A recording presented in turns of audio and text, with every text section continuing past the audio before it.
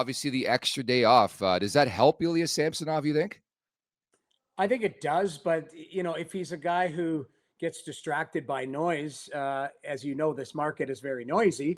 So I don't think he's a guy that sits and scrolls through Twitter and Instagram and memes and all of these things. But I would say, Carter, you've probably been through it a little bit more than me as far as starts and stuff like that. But the extra day is going to help the body. Does it help the mind? When you're coming off a loss, that would be my only concern, because as much as Ilya's found this like zen, since coming back, he when you talk to, or when you've seen his media, it's like, I don't look back, I look forward, all of that. That could all be just a fake it to make it type of ruse, because I lived that life. When you're dying inside, you can't protrude that to everybody else. So the extra day, I think, is going to help everybody as far as just kind of a reset. But you're only as good as your last game, and if your last game is a loss, then you're dying to get back out there and to make amends for it. Yeah, Noodles, I agree. At times the rest is good. And then there's times I found during my career when you're rolling, like, just keep them coming. You kind of get in a flow state. But for me, a little bit of a sign is, he's walking into the same game wearing the same suit, like trying to do the same thing. And for me, it just seems a little bit of mental weakness, because that stuff doesn't matter. But on the flip side, that extra day now for the Bruins, do you think we see Swayman again with him, because he kind of stays more in his schedule, instead of the rotation? I think we could, but the problem is, if you're being realistic, okay, and coaches aren't realistic, and believe me, we've all been in this room where you're weighing out, you overthink it. It's paralysis by overanalysis. So guaranteed the goalie coach is going, and Bob Ascens is a great goalie coach, saying, okay, you can go back with Swayman. But then you're being realistic and going, okay, did you think you were going to win 2 on the road, or were you happy with the split and to bring it back home? So part of me thinks, start Allmark. And if he wins, now you're going back to the guy who's undefeated on home ice, and he's well rested. To me, it's almost like the Jedi mind screw, where it's like, okay, you're in a position of strength here. You've just gotten back home ice. Now, do you try and go at it with Swayman? And what happens if Swayman has an off night? Now you're gonna go to Allmark, or you're gonna go back to Swayman again. Like, to me, there's a lot of different scenarios. The easy one for Boston is to go, we're going Allmark, and we plan that for the first 4 games, and then we're going to see how it unfolds after that. But Swayman's been so good. And the thing is Allmark was really good too. Like, I thought he was great. Like, you can't fault him for those goals against. He made the unreal save on Yarncroke, where they pulled that off the goal line. The Bertuzzi goal was a high stick, legitimately. So and Matthews, that game-winning goal, there's not a lot of people are making that save. So you could argue and say, okay, well, maybe Swayman makes that Matthews breakaway save. Well, maybe he doesn't make that glove save on Yarncroke that Allmark made. So to me, part of me, I don't know why, part of me thinks we're going to see Allmark. And it just might be like, hey, if this guy can steal one on the road for us, we're going home with a guy who's undefeated and feeling great about his game. But logically, it should be Swayman. That's it.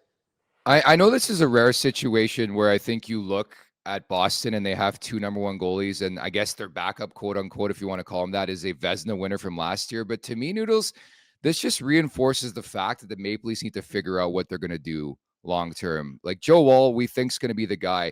Do you think it reinforces the fact that this summer, as soon as this summer, they got to figure out somebody long term that's going to make a lot of sense? I know easier said than done, but to me, it's like a come to Jesus type moment. 100%. Tell me a general manager that sleeps at night when they don't trust what's going on in net.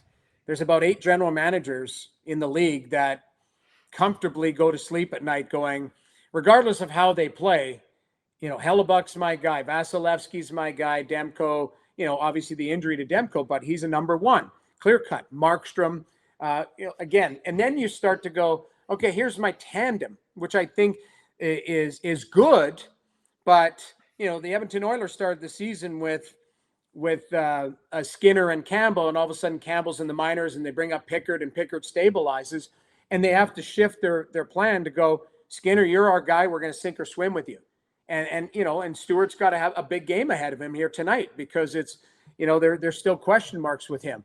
So the bottom line is yes, I do believe whatever happens here, unless they go on this crazy run and go to the finals or win a cup, that position has to have stability. And Brad Treliving, believe me, he likes stability. That's a reason why he went and got Markstrom in Calgary.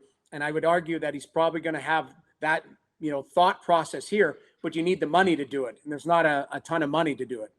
Yeah, for sure, Noodles. His hands are tied. And again, we can hope, what Samsonov went through this year is going to help him get through these ups and downs of the playoff run. But for me, obviously, there's been the talk of Nylander, what's gone on with him, what's going on behind the scenes, and getting him back and in the lineup. Where does that put the Leafs? Does that make them more of a threat here, trying to, win at home here and then go into Boston and win a game?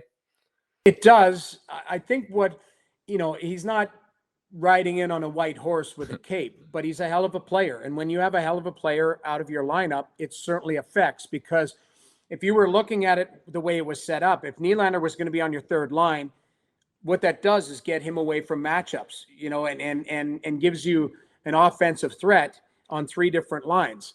What it also does is I think it gives the power play a different dynamic as well, because he's really good on the power play. I know Mitch Marner, lots been talked about him, but you add in a guy like Nylander who holds on to the puck, who makes plays, who has a good one-timer threat from the offside. So all of a sudden now you've got Matthews on his offside and Nylander on his offside.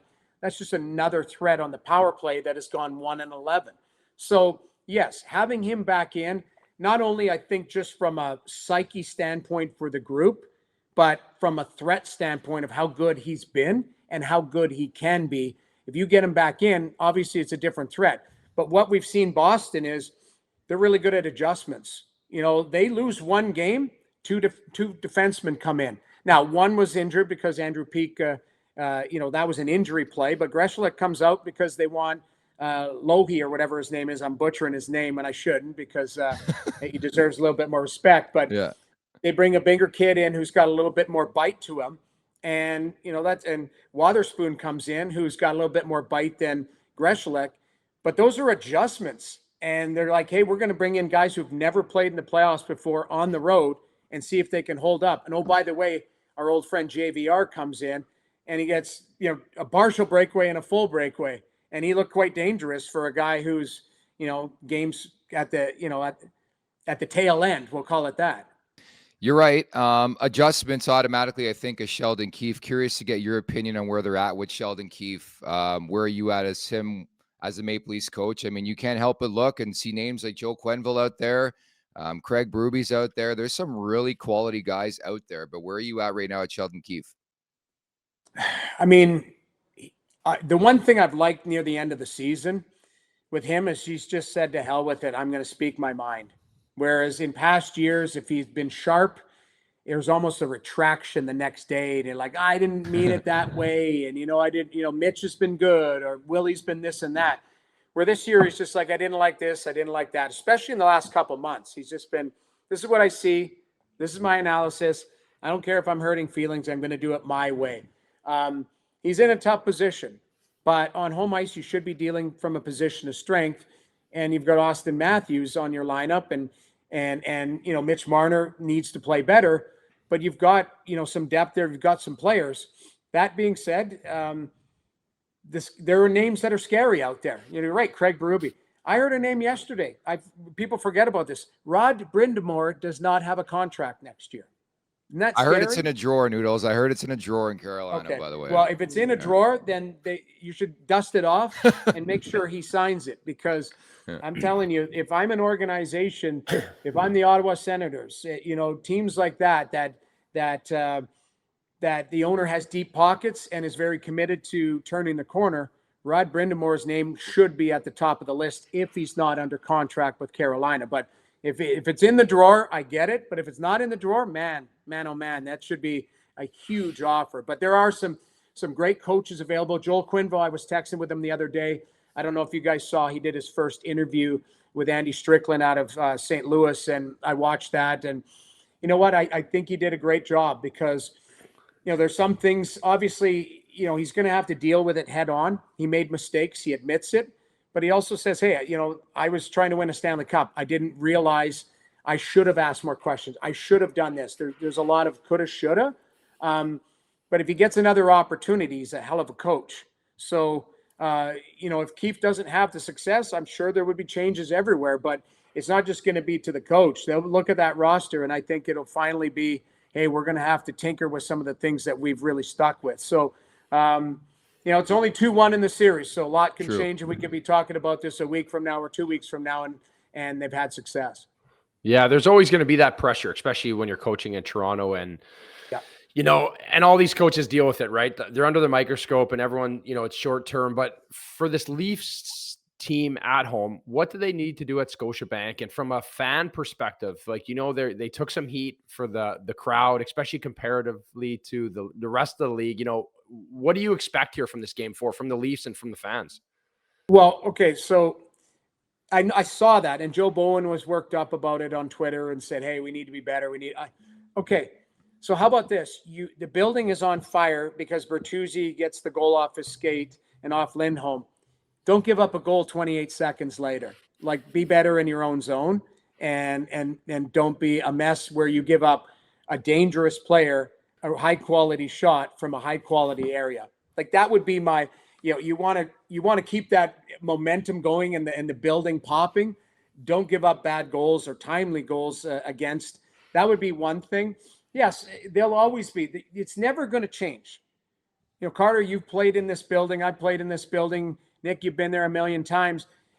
It's corporate in certain areas, and it's not corporate in other areas. If you went one level up, there's a bunch of goons in there that'll give you, the shirt off their back because, and I say that respectfully, like they're the passionate fan. And then you go down to the Platinums, and they're a passionate fan, but they happen to be wearing a $3,000 suit, and because they've got deeper pockets. It's just, this fan base is massive. They travel well. You go down to Buffalo, it's just a different part of the fan base that shows up there. You go into Edmonton, you go into Vancouver, right across throughout the league. They show up well, Leaf fans. So it's hard to criticize them in their own building, but I would come back to the team and go, give them something to cheer about. And then I think they'll be fine. And to me, Saturday night, it'll be a Saturday night, an 8:00 game that gives everybody an extra hour to have some beers and enjoy themselves. I think you'll see a lively game. And the Leafs could do themselves some favors by scoring first and keeping a lead and really being involved in the game, because it was kind of a tale of two games last game where the crowd was in it and then they were out of it, very quickly because some of the goals against. Yeah, people need to be horned up for this one. And I mentioned on the pod, I was there for game 1, man. I've never sat. I was in the highest row of the building. Like, some of the mutants you just mentioned up there, I mentioned it. This guy threw a beer at a Bruins fan as the game ended, and this thing went flying. It was a full beer. What a waste of $35. Yeah, $35. Like, at least in Edmonton, they call them heroin beer, where you have one and you don't remember how you got home. Like, that's like that's the one thing in Alberta. I don't know why. It's the joke is like the beer at the rinks at the Calgary Saddle Dome and at Rogers Center in Edmonton.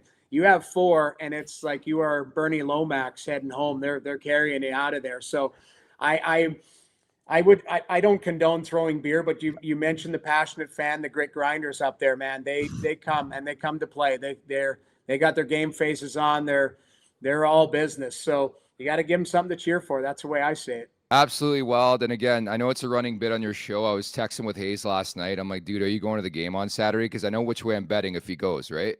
Yeah. Oh, this poor guy.